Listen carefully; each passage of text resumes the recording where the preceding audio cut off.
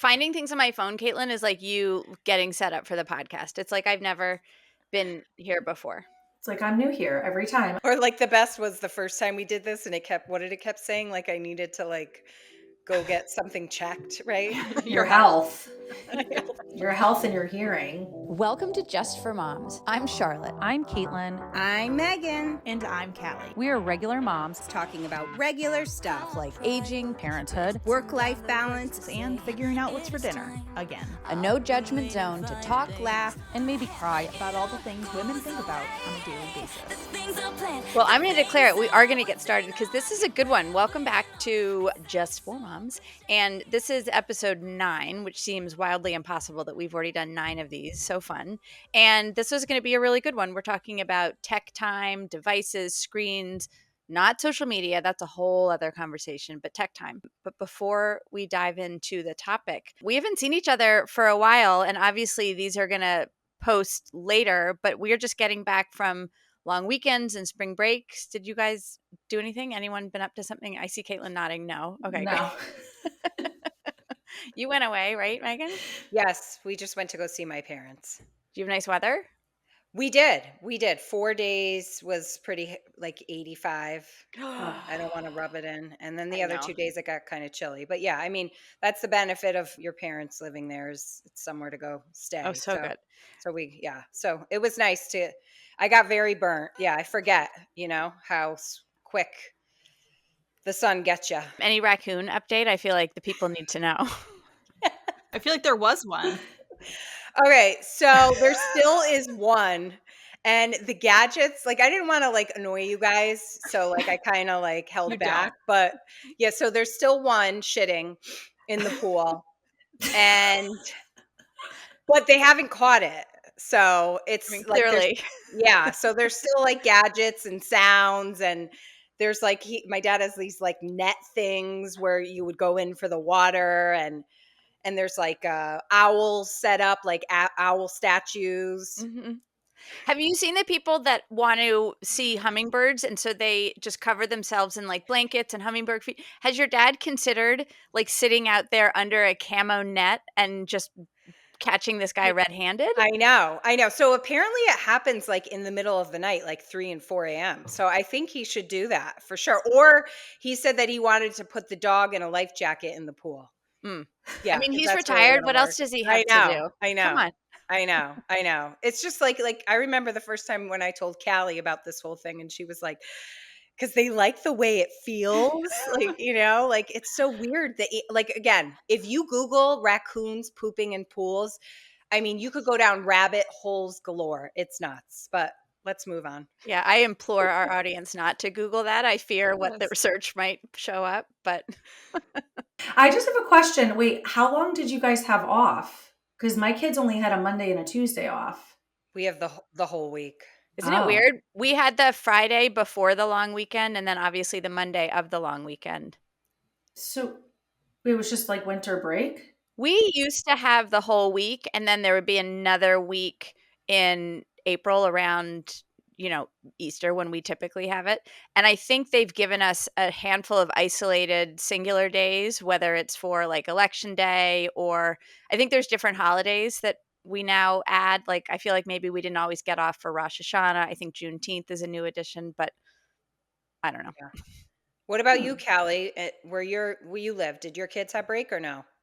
So my kids we don't have somebody in the public school system till next year, Okay. But our school district did have the whole week off. So like everything was closed. Like a lot of the youth services stuff that we go to they were all off. But I have noticed that I have friends like in central Connecticut and they just had the Monday, Tuesday. So I feel like, yeah, it's one or the other. Yes. Yeah, I think when I was little, we used to have a long break.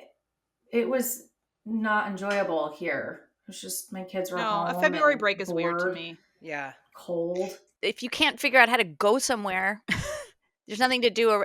Like spring break, it's sort of nice enough that if you have to stay home, you can usually come up with something.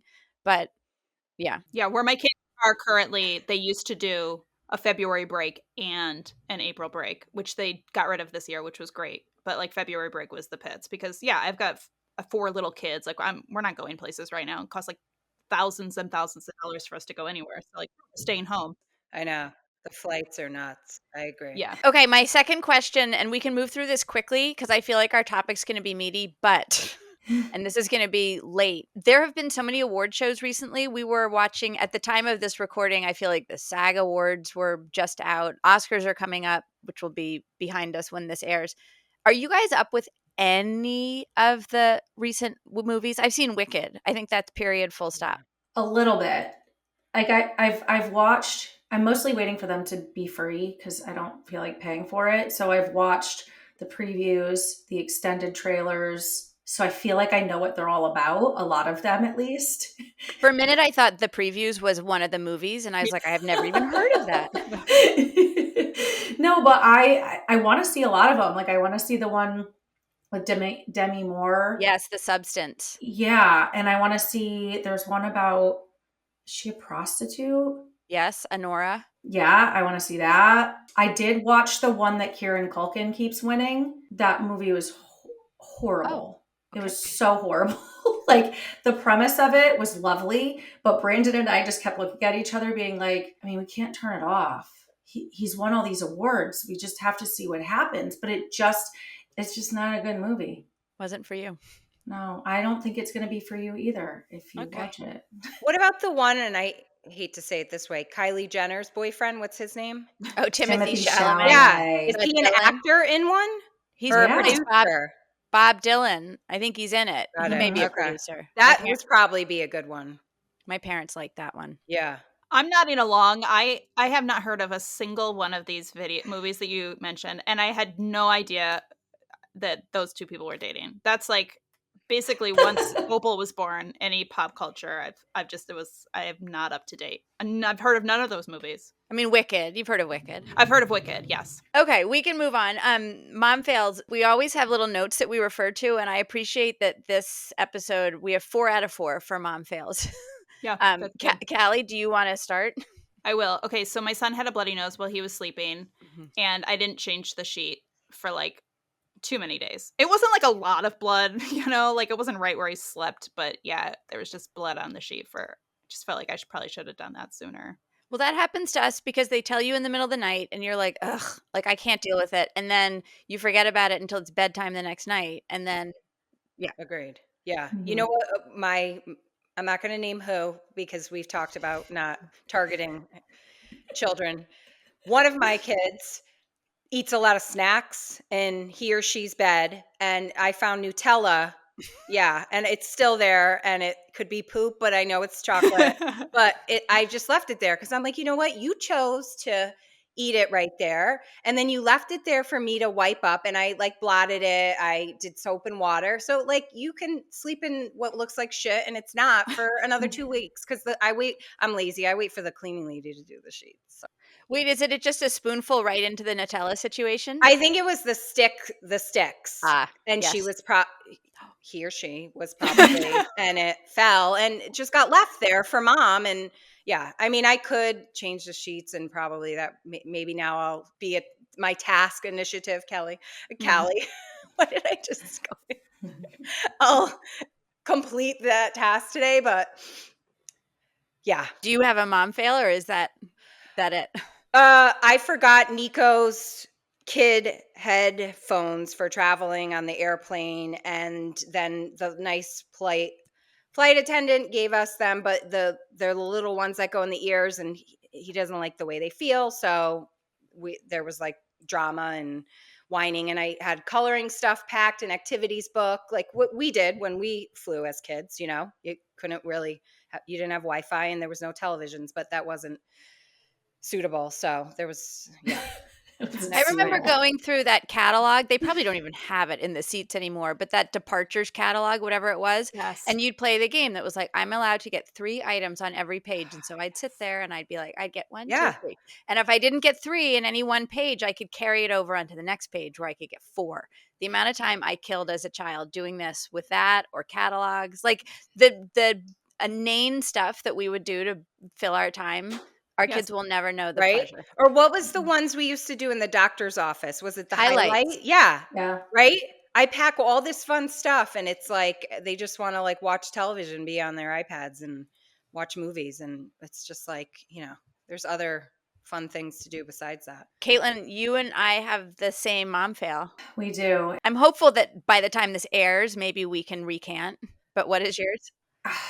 It's just that, it's just taking us a really long time to get our winter decorations down. It's not necessarily Christmas, but there's a lot of winter happening, and some of it is maybe holiday themed. And my husband's trying really hard. Like, he's been very proactive, but we have so much. It's everywhere. I just did one living room today and walked into the other living room, and I was like, oh, I forgot about this one. And it's everywhere. And it's so difficult to do because you have to go find the boxes and then you have to wrap it all up. And so my kids keep saying, why does the house look so bare in some spots? And I'm like, oh, because I took some of the decorations down and haven't put new ones up. The only way I'm able to get the inside decorations taken care of is that I will literally take them all down and just put them in the dining room. So they're in one space, and then I can sort of categorize them. And then somehow it doesn't feel as hard to then like bring the bin from storage that is for just the little wreaths or just the trees. But somehow having one room that is just cluttered with them feels like incremental, like exponentially, that's the word, exponentially better than having it everywhere else. So maybe try that. I can't with Arbor because she just wants to help and touch everything. And unless I'm doing it after hours, which after hours, I want to do other things than put away reindeer. So, well, mine are just the exterior lights. And for a while they were literally frozen onto the trees because we had snow. And so I couldn't, but I also made the mistake of this year we did those icicle light by we, you all know, I mean me, right? Yes. Okay. This year I put the icicle lights on the front, but I got like 500 feet of them. And so I stapled them and they just go back and forth and back and forth and back. And they look lovely. But I knew at the time that future Charlotte was going to be not happy with the staples. And so that's been holding me back a little bit too. Like I'm gonna have to go and pry them out. So we're just exterior. It's not like the worst, but they need to be done. I do feel like though a lot of homes around us still have their lights on and they're like proud and wreaths and tree. Oh yeah. Yeah. Do they also have that giant Home Depot skeleton out front? Is that how they roll? Yeah, no, I mean, I'm still seeing it in my neighborhood, so don't feel bad. Okay, we're getting there. I mean, by the time this airs, it will be mid-March or something, so I hope they're down, but it was also like 3 degrees, and that's not what I was in the mood for. No, it's not been acceptable weather outside to just even get the mail, so... Okay, let's move on to our topic. This topic is a good one, and I fear that we can go on for a long time. So I'm going to try to be really bossy with our time. But this has come up in various ways through reader questions. We talk about it on our own all the time. But the topic is sort of tech time and screen time with our kids. Again, not social media. For me, that's a very different bucket.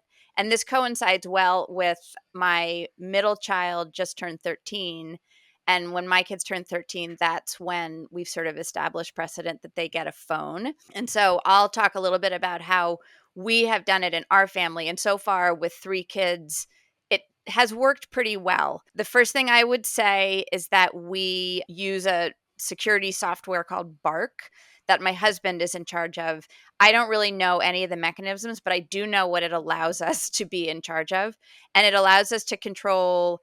They can't download any apps without us getting a notification. We can shut down the phone at any point. So like at 9:00, the phone is shut down. They bring it to us so they don't have it in their rooms at night anyway. But if we forget, it's just a dead piece of electronics after 9:00. What else does it do? It limits what websites they can go to. So they can't just, if there's a website that is, I don't know. We probably have the ability to limit the websites, but then there's also just some that I think Google has determined maybe not suitable for kids.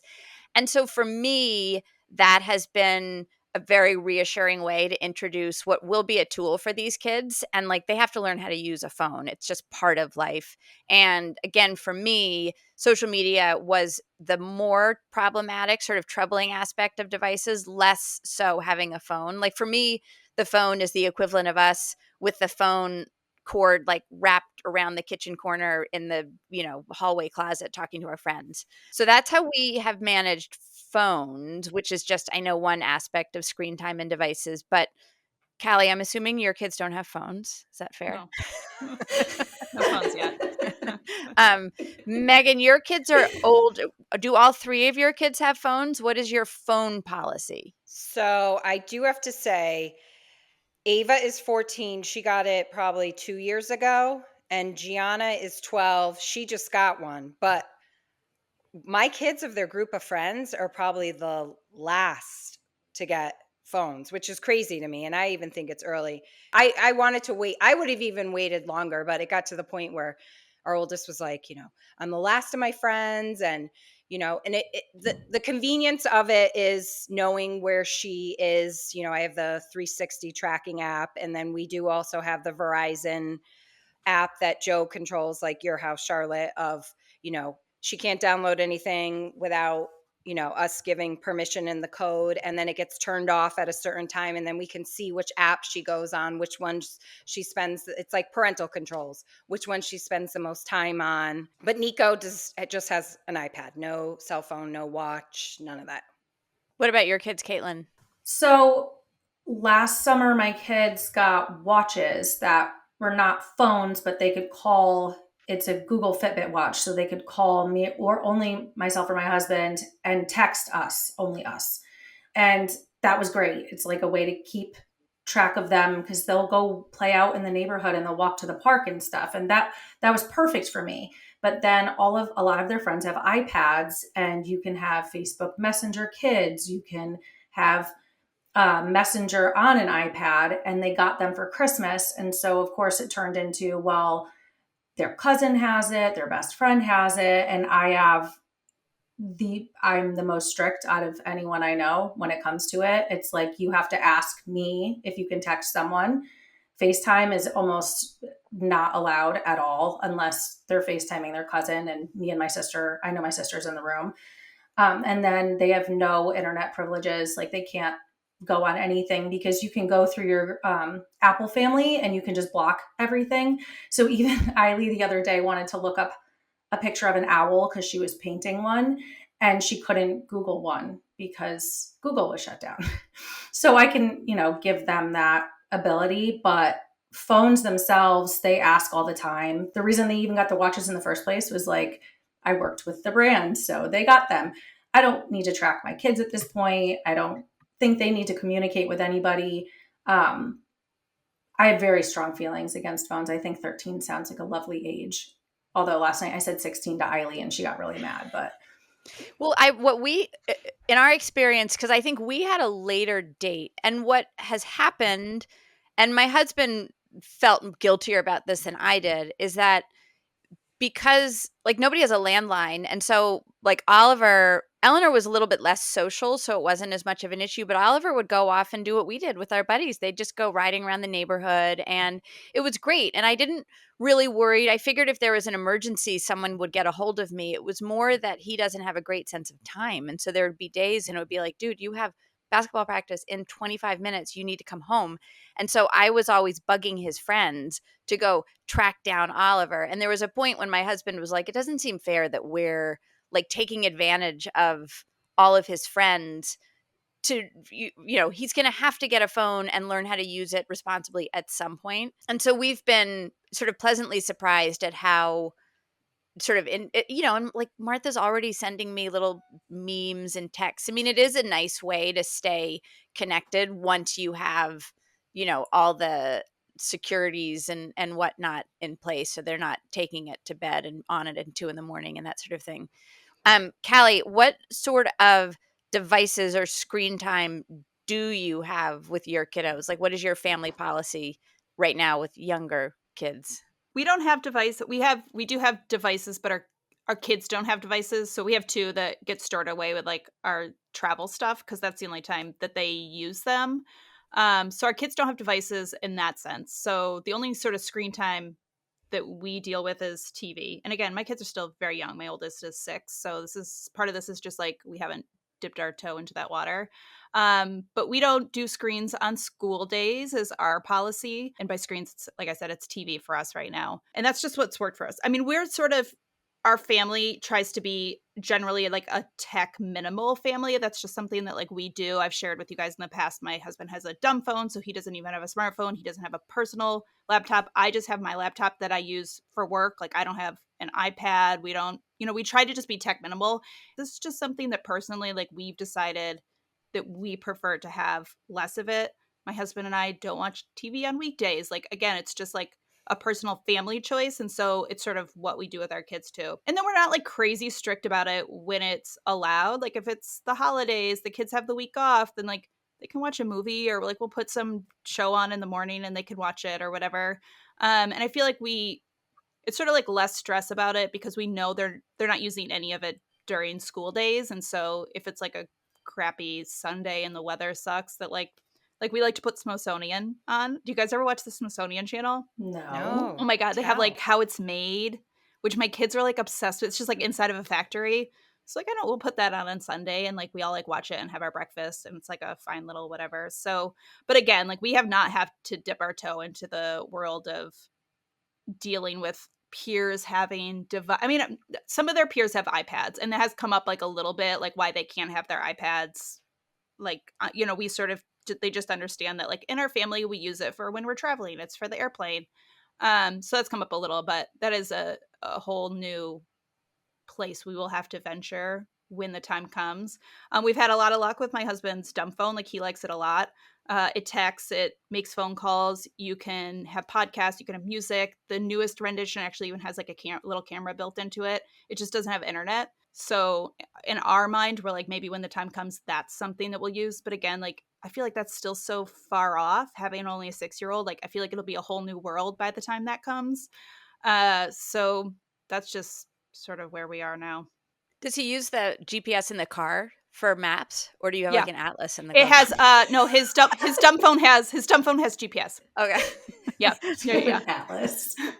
Just like MapQuest. Just printing. Remember when we used to print out MapQuest? Yeah. I'm just picturing a stack of maps. Did I ever tell you about, I may have told you guys offline, so my father is real tech resistant, and as a result, he also is tech kind of not great at, and he refuses to get a smartphone. He finally has one, but he got an Android, so none of us can help him with it.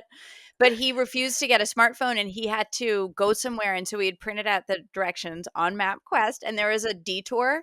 And so cut to, my mother is telling me this story. He's pulled over on the side of the road, like lost, because his directions don't reflect the detour. Some trucker had to pull over and be like, "Sir, do you need help?" And like lead him back to the route because he refused to get whatever he needed to figure it out on his phone. And my mother was like, "I really tried hard not to be like, I told you so." Yeah. But I remember, I mean, when we first started driving, like if I was going somewhere at 17-year-olds, I didn't know how to get to, like you were printing out on MapQuest and like, Jesus, take the wheel. That's how in college we went on spring break from Tennessee to Florida, and we printed out MapQuest. And I remember it's like, I got the 3 a.m. shift and I'm up front with the light on trying to see where I'm going next, because you didn't just have a phone or a GPS in the car that's like, turn right. And hey guys, there was not internet when I was in high school, so I did have the atlas. So you can suck on that for a little bit. I just remember highlighting where like the start and the finish. Did you do that when you printed it? Right? Yeah, I did that. And the choices were, like if you were going across state lines, you could get one paper map per each state. But if you were like, my big route was going from Washington, like back to Providence where I was in school. And I would always want to have the map because I wasn't quite sure. And so I'd have to have either a separate map for each state, or an atlas that was specific to the Northeast, or you got the whole 50 states. And that's really tricky because that's a lot. Like it's very small to figure out where you're going. Yeah. The way times have changed. I mean, I vividly remember another vivid memory, in 4th grade going to Maine for Thanksgiving with my parents and them fighting in the front seat over the map. Like, who would read it? Oh, I remember that paper getting like tossed at each other. You take it, you read it. Mm-hmm. Right? Those are the days. Kallie, we have the same approach. Sorry, back to our topic. We had the same approach to screens, I think, as you did. Our kids, they still don't get screen time during the week. Obviously, the kids with phones like can make a phone call, but they don't get access to any apps or games. They found a couple loopholes, but essentially they can't do anything that they want to during the week. So they can only use it to listen to music or text. And even when they were little, and what I found that afforded us, first of all, it was just a concrete rule. So there was never that debate about how much can we watch? Because it was like, you just can't. Like, it's a non-starter. And so that made after school a lot easier because it was just like, we don't even do it. And then I also found that, and I've told them this, similar to junk food, if you're given the choice of like, fried chicken or like a chicken salad, you're always going to choose the fried chicken. It's so good, but it's not great for you. And so I think kids are always going to choose devices and screen time and TV. And so for us, it just the years when they're younger and really learning how to be curious citizens of the world, it was really nice not to have that sort of choice for them because we knew they would take it. And at some point they got Kindles, like the Kindle Fire, and that has gotten more sophisticated over time, but they would use that for reading. I think you can technically get apps on it, but that's not, they not really have access to it. And so for us, I guess that's technically a screen, but it felt, I don't know, for us it felt different. If you're just staring at a Kindle reading, that seems like not problematic. We've always been pretty much the same as both of you. I mean, I think back when Annabelle was younger, like trying to put the television on so she would watch it so I could do something when Eiley was a baby and she had no interest. And then Eiley came along and Eiley had no interest in TV either because she just wanted to do whatever her big sister did. Then, you had 5 years off and we have a third, and it's like, just, it's a gateway drug, like we turned on the TV one day and then I'm like, oh my gosh, this is horrible. And I think we were doing really well in the summer, lots of outdoor play, lots of imaginative play. Then the kids went back to school and I'm like, okay, we're still not doing the television. And Arbor never touched an iPad or anything like that until Christmas. And not even an iPad, but like a little baby Amazon Fire tablet that all you could do is play games where you repair hurt animals and weird stuff. But winter really set us back this year because it's like we couldn't get outside. It's been so cold. There's been nothing to do. I had things I want to do around the house, and my toddler either wanted to play with me or watch TV. And I'd be like, okay, just watch TV. And so today's the first day. I woke up this morning. My older kids have lost TV for like indefinitely for like the rest of their lives at this point. But I said, there's no TV on. And Arbor played and played and played. And it was so good to see her pull random stuff out of the playroom that she forgot about and set up little scenarios versus yelling at me from the couch to put another episode of Daniel Tiger on. Yeah. So. I heard a speaker once, and I know I've told you guys this, but I will repeat myself, a speaker on just the importance of play. And one of the things that she cited was that it can take kids up to an hour to get into really good, creative, like in the zone play. And a lot of times as adults, we don't understand that. And so we cave to the first 20 minutes of, whatever idol or mom whatever complaints that come with it, we cave instead of just digging our heels in and being like, go figure it out. We're not putting on a TV. And then after a point, we've all seen our kids, depending on their age, it can be 20 minutes, 30 minutes, 2 hours. And that is magic. But it does take a little stick to your guns, which is often easier said than done. Yeah. I like that, Charlotte. That makes sense. I've made notes too about the winter time. I feel like that for like Nico does soccer and basketball and then he has play dates, but I feel mom guilt because some days I just, he's sitting on the iPad for way too long because again, it's my fault, but it's cold out. I don't really love going out in the cold for too long. I'll do some activities with him here and there, but sometimes it's just easier to let him go on the iPad. And another point I wanted to make, and I think you said this in another episode, Charlotte, was so the girls both have limits and their phones get turned off at a certain point of the day. But then I do catch them going on their computers, the school computer, and sort of cheating. So I like when it started happening, I was like, well, your phone gets turned off and go to bed. That's it. Go to bed. 10 o'clock. That's that. And it's like, well, I'll just go on my computer. And then I'm like, I look at my husband and I'm like, okay, what do we do now? Like, go get the computer, take it away. but it's like they try to find loopholes to get on those screens sometimes, and it's just managing it all. The computers have been tricky, and we were talking about this in a previous episode, and someone commented, and I think we shared the comment. I've forgotten what her point was, but for us, that's been tricky, is that they send the Chromebooks home, and the kids have learned how to get into the Chromebooks. I wish that they would filter out like YouTube, or even the math program that they're so insistent about is basically like crack for these kids. They just play games and are like, but it's math. And they even like keep score. And I think for the school, it's a source of some pride to be able to say that 75% of our kids are doing blah, blah, blah. But for me, it's just another way to not, I don't know, to sit on a computer and answer math games feels like, I guess you're doing math, but you know what I would like you to do? Be playing like games with manipulatives at the kitchen counter with your sister, where you're moving and counting and using fine motor skills. And I guess that for me, the TV is sort of this slippery slope of like, yeah, these programs are teaching nice messages and, like Blues Clues or whatever it is. It's great. You're seeing all different types of families, and I'm not going to take away from that, but there's just always going to be a more dynamic, more sort of powerful way to interact with your kids and teach them the same lessons in person with, I don't know, reading books and then drawing pictures. And so I think it's probably all about just quantity and how much of it. I heard it. I feel like I'm saying all these stats that I heard and I have no support.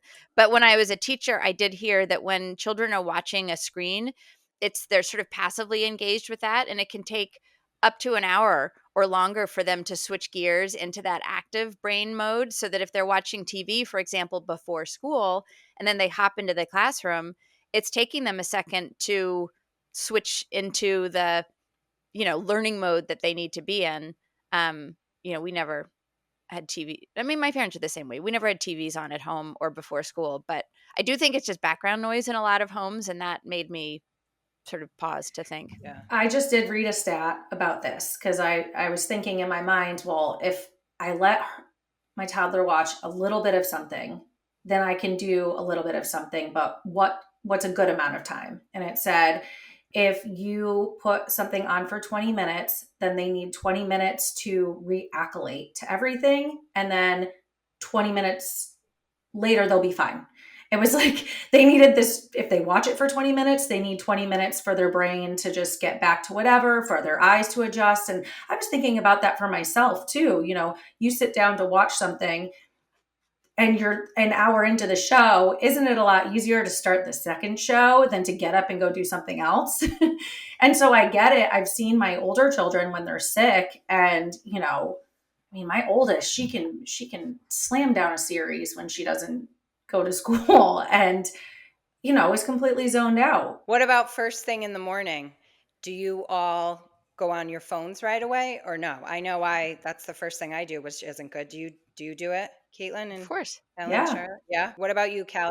I bet you're good. Kallie and Caitlin are the ones that are already up texting for an hour and a half. But then I turn it off, and I'll usually go I read and I journal and then I write, and Kallie goes and exercises and then maybe comes back and talks to me a little bit. And then, Yeah. But I am not texting you from my phone. So I've tested this, and I feel like it applies to children the same way. Yes. They talk about that if you use your phone, obviously texting or certain things on your phone is probably fine, but they talk about specifically social media scrolling, that if you're doing it first thing in the morning, that it's sort of setting your habit for the day. And I've tested this on days where I refuse to use social media for the first 2 hours of the day. I don't find myself just like habitually trying to check it. Where if I do in the morning, I literally find that like I am wanting to pick it up, or like picking it up and not really sure, like just to check it. So I'm sort of conscious of it that way. I use my computer the first thing I do when I wake up in the morning, besides like get up and like let the dog out and have coffee, is I'm on my computer for an hour. But I don't pick up my phone and I don't pick up social media because I find that it messes me up for the whole day. And I've sort of like done this weird study on myself to see it, because I do it. Like it messes me up for the whole day. It really does. I need to try this, because do you guys ever like walk around and you're just doing things and then you realize you've been looking at your phone and almost like scrolling while you're doing other things? Like I'll be scrolling and vacuuming, scrolling and like putting clothes away, and I'm not even looking at my phone. It's just this habit of, And I might not be scrolling social media. I could be looking at the weather, just opening Just different apps whatever. on my phone. Yeah. I did another, this is another, just, you guys know that a few years ago we really tried to cut back tech, and so I've tested all of these, whatever. But another thing that I do is when I'm out in public, when I'm waiting in line, I'm waiting for like them to give me my food, or like any sort of situation when usually I would scroll my phone because I'm just sitting, I don't. And it's weird, even having done this for like 2 years now, that just your brain wants to do it. Like your brain is like, oh, I'm just sitting here. And it's not even like there's nothing that I need to check. It's not like I need to know what's in my email. I'm waiting for somebody to respond to me. It's just a habitual sort of Habit, thing. And right. even having sort of detoxed from it as much as I have to actively be like, I'm going to stand here and wait for my sandwich. I'm not going to look at my phone. And it's sort of, some of it's sometimes sad because I'm in this social place with all of these other people around me. And sometimes in some situations, everybody's on their phone. And it's very sad when you're the person not, and not to say that like, and this is not like I'm better than these people, because I've been the person in the waiting room on my phone plenty of times before. But when you're forced yourself not to be on the phone, and then you realize, like I'm in this place with all of these people and we could be having maybe an interaction. But it has been nice in other situations where I haven't, and I do have interactions that I would not have had I been looking at my phone. So it's, it's just Yeah. another one of those weird experiments that I do on myself, but it's been sort of nice. My big pet peeve is no cell phones when we're eating or at the dinner table. Even like if we're home all together on a Saturday, it drives me nuts. I'm like, get off your phone for 5 minutes while we eat, please. Like pits and peaks, let's go. I don't know, something. I have two things. One, the other day I was waiting for my daughter to come out of dance, and I like to sit in the studio and try to sneak a peek at what's going on behind the windows. And I watched every single older girl, one of the teen classes, come in looking down on their phones. They looked up at each other. If it was someone that you could tell they were close with, they kind of like maybe did a little hug or like a shoulder bump. And then they all sat down on the floor and just stared at their phones. And all I could think of is, what are they doing? I know some of them aren't allowed to have social media. So are they texting each other while they sit next to each other? But what could you possibly be doing on your phone? You have some of these girls are your best friends. You haven't seen them all day because you go to different schools. You should be interacting, like get excited to see each other. And so that was an observation I had. And then it carried on over into yoga. There's a lot of college kids in my class. They are the only ones that bring their phone into the classroom. You're not supposed to. They are the only ones who look at their phone. They take a picture when they get in there. They show each other their stuff, and then they keep it there. And now they're starting to make a rule where you're not supposed to have it in there to begin with, but you can't bring it in and leave it in here because it's a distraction. And it distracts me too, because now I'm looking at you wondering what you're doing on your phone before class. That probably will lead us to a future conversation about social media, because I think that for us, when we're talking about scrolling, I mean, we're on it doing other things, but social media is a beast. But that's for another conversation. Should we move into pits and peaks? Yeah. You even mentioned it, Megan. I thought that was like a genius segue. Oh, thank you. And then Do you I wanna took it go away. do you wanna go first, Charlotte? No, I've been yapping. So let's go. Kallie, why don't you go first? Okay, so I can't remember how many episodes ago, when we talked about hobbies, I was mentioning how I was stenciling my hearth, and I went back and forth with Charlotte on this. It took me a few times to get the stenciling. I'm talking about like there's a stone slab underneath the fireplace at my house, and it's an old house and it was painted out like a color. I went back and forth. It took me a bunch of times to figure out how to stencil it properly. And then I finally was working my way through it. I could stencil like a couple at a time because I could only do it when my 1-year-old was napping. Otherwise, he would touch it. And then we took a little break because everyone was sick and I was like about to get back to it. And my 1-year-old permanent markered all over what I had stenciled. Like you can't get it back. Oh, So I was like, No. I wasn't really sure where to go Oh. with it because I was like, am I going to start all over? Like the blood, sweat, and actual tears that I've put into this. And so I decided instead I've just painted it black. And I was like, I'm just going to paint it black and I'm going to seal it. And it's just going to be black for now. And that's fine. Like at least it matches enough. But the best part is I painted it black. And then I had to do it while the 1-year-old was napping. 1-year-old comes down. I've put him down. I'm about to steps in the black. Steps in the black. So now we have footprints in the black. I got to do another coat. So it's He sort just- of a peak. He just wants to leave his mark, Kallie. I He's think just so. trying to Part leave of me, his mark. part of me wants to leave the footprint. Part of me wants to leave it. Yeah. And you should.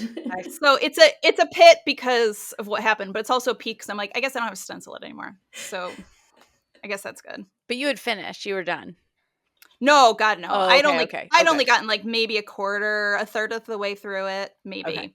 Yes. That would have been worse. I'm Yeah. still so sorry, but I was picturing this finished masterpiece. No. I had finally figured out how to stencil them, and I had gotten through a chunk of them. Yeah. Megan, do you have a pit or a peak? I have a pit. We were visiting my parents, and we always play bingo in their community with all the old people. And we lost at bingo. There was like 12 games, and we lost. And Nico was so bummed. And they did a raffle too. You pay for the bingo card, and then the raffle. We lost at everything. Everyone else, all my parents' friends won. We didn't And win. did they gloat? Were they bad winners or were they okay? I mean, we were like, ugh. And like they get their cash, and it's like They wave it whatever. in your face. Yeah, and it's like let some of the young kids win. We came all this way, but it's very intense bingo, but it's fun. But I feel like bingo's, I mean, it's just luck. It's like not even like There's no skill. No. Yes. Unless you like move fast, you got multiple boards. Yeah, some people have a you're lot. right. Yeah. You're right. No luck this trip, Kallie. I have a peak. I feel like I get really bored feeding my family because they just want the same stuff every single week. And I finally got them to just try some new dishes. And one of them is this, it's a peanut Thai sauce, and it's really easy to make. And I can cook chicken in it, and then I can serve it with rice or salad, or they just eat it straight out of the skillet. And I like to eat it too because I rarely want what they have. So that's my peak. Yeah. My kids love that too. I have a pit peak. My parents were visiting this past weekend. We have the same bird feeder you have, Megan, that like suctions to the windows. And it's great. So over the weekend, we came back and there was a squirrel like shoved in it. And we were like, oh crap, did the squirrel like die in our bird feeder? Like that's no good. Turns out he just figured out how to like parkour his way up and into it. So we had a lot of conversation. I took some video of my parents in deep conversation. How do we deal with this?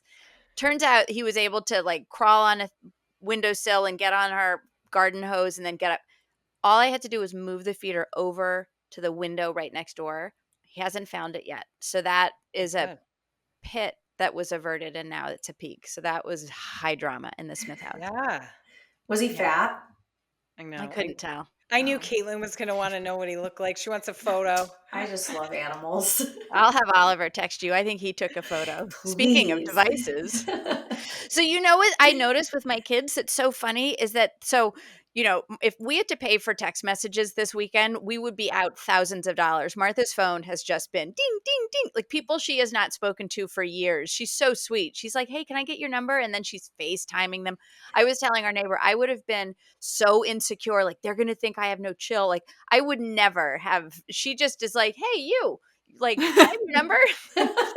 So she's that's cute. It's so sweet. I mean, it really is cute. But what they do is they get each other's profile pictures and they get the like ugliest, goofiest, weirdest. So she's showing me profile pictures of them with it's like up their nose and it's like cross-eyed, which I think is so cute too. Like we would send our headshots and like edit it with some Facetune bullshit and like send it off. They are like she's like, do you have any weird pictures of me? And I'm like, yeah.